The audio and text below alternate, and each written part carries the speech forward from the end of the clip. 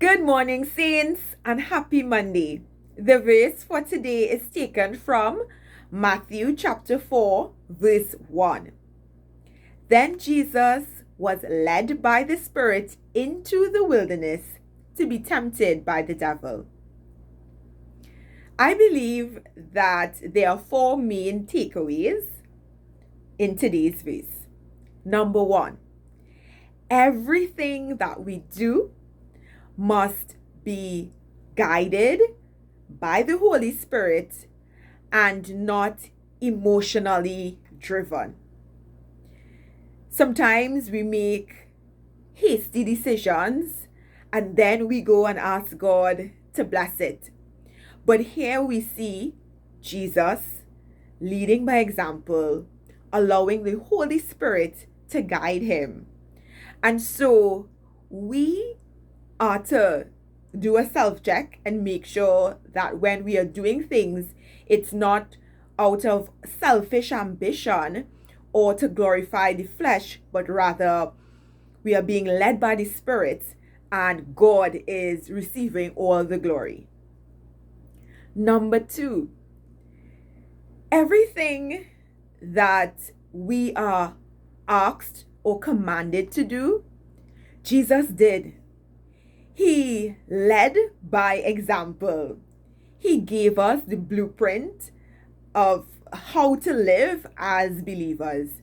And so Jesus fasted. So I'm always baffled when I hear some believers say, I don't fast. Why do you think you are not called to fast?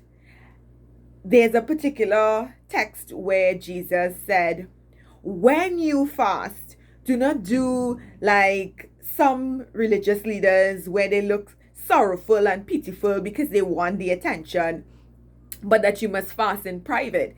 And so when you pay attention to that verse, it didn't say if you fast, it said when you fast. And so that implies that as believers, we ought to fast. And we're seeing here that Jesus set that standard by fasting himself.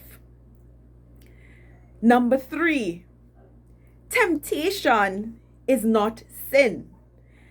I'm not sure where that confusion would have stemmed from, but some people believe that temptation is sin. But Jesus was tempted by the devil. And so we know that Jesus was blameless. And if Jesus can be tempted, so can we. So I just want to re-emphasize that temptation in itself is not a sin, but rather yielding to temptation is a sin. The fourth and final takeaway is that God does not tempt. The devil tempts. However, God allows us to go through periods of testing so that our faith can be strengthened, so that our character can be refined. Now, of course, Jesus did not need his faith to be strengthened because he is God. But by being tempted and not yielding to temptation, it proved that Jesus was the Son of God, that he was not capable of sinning.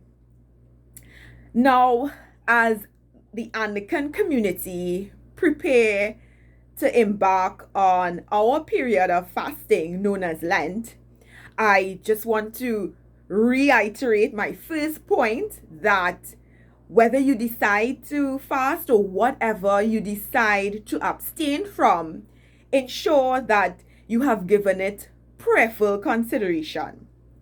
Now, for me, I had been having an internal battle where I find myself not having sufficient time to spend with God, but yet still I have time for social media. And I would say I'm going up on social media to check one thing, and 10-15 minutes later, I'm still there. And so I had to take a step back, and I felt convicted to give up social media and use that time to spend with God. And that is what fasting is.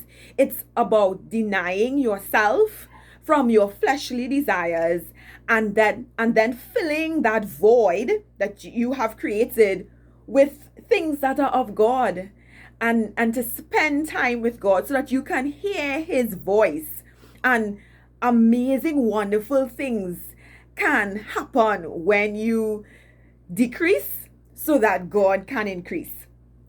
So again, I want to encourage you, if you are abstaining from something this Lent, make sure it's something meaningful, and make sure it is a decision that you made in communication with God, so that at the end of this Lenten period, your walk with God will be strengthened, and hopefully you will not return to that thing that you gave up.